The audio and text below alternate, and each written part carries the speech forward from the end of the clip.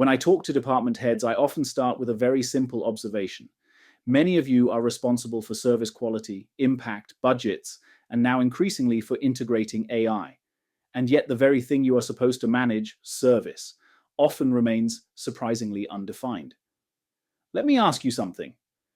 Do you sometimes feel that decisions about quality, staffing, or technology are made more on experience and gut feeling than on clear, measurable facts? If so, that's not a personal failure, it's a structural one. To explain why, a short historical detour helps. For a long time, physicists believed in something called the ether, an invisible substance that supposedly filled all of space and carried light waves.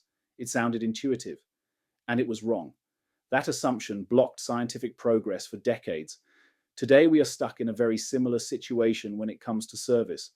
We treat service like something intangible, almost atmospheric. A good feeling, a promise, something you sense but can't quite pin down.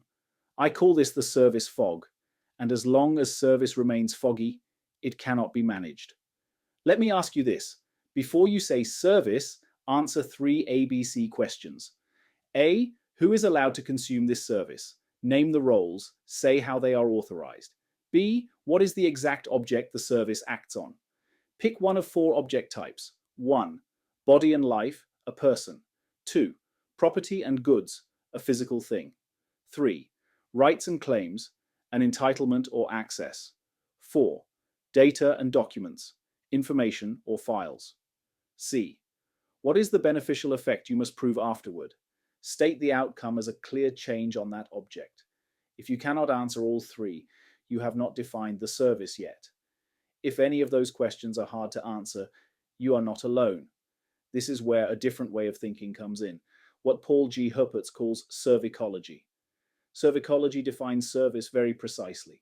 Service is not an interaction, it is not a process description, and it is not a feeling. Service is a demonstrable beneficial effect on a specific service object delivered to an authorized consumer. That single shift changes everything, because the moment service becomes a demonstrable effect, it moves out of subjective perception and into objective proof. Service is no longer something that lives in people's heads. It becomes something you can observe, verify, and discuss factually. Now think about the implications for your daily work. Without this clarity, quality is left to chance. Capacity planning becomes estimation instead of calculation. Budgets turn into political negotiations instead of value discussions. And any attempt to use AI struggles, because AI cannot work on vague intentions. It needs a clearly defined task and a clearly defined expected effect. There is another important distinction that brings a lot of relief. Service is the what, the beneficial effect. Servuction is the how, the deliberate, systematic way you design the organization to produce that effect reliably. Servuction is essentially the engineering of service delivery. It replaces hope with structure. Servuction was coined by Pierre Eglier and Eric Langeard. Paul G. Huppertz later advanced the concept in his own framework under the term servuction. And this is the key point I want to leave you with. If you feel that service is hard to steer in your organization, the problem is not your people. It is not your leadership style. And it is not a lack of tools. It is a lack of conceptual clarity. Once service is defined as a demonstrable beneficial effect and servuction as the way to produce it, leadership becomes calmer.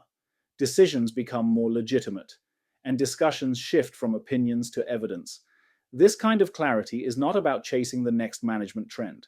It is independent of hypes. It is independent of tools. And it is what makes organizations structurally viable in AI-enabled service landscapes. That's the shift from service fog to servuction.